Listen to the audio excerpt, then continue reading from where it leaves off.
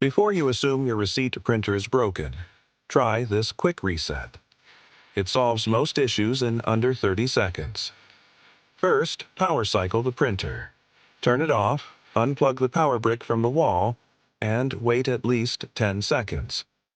This clears any temporary errors inside the printer. Next, check your ports. If you're using USB or Ethernet, make sure the cable is fully seated on both ends, the printer and the POS device. If you're using Bluetooth or Wi-Fi, confirm the printer's indicator lights are on and the connection hasn't dropped. Now plug the printer back in, turn it on, and listen for the startup click. That sound means the printer reset successfully.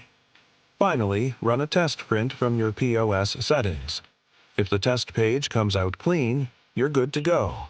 If your printer still isn't responding after a full reset, UnifiedAI can diagnose your POS remotely and get you back up and running fast.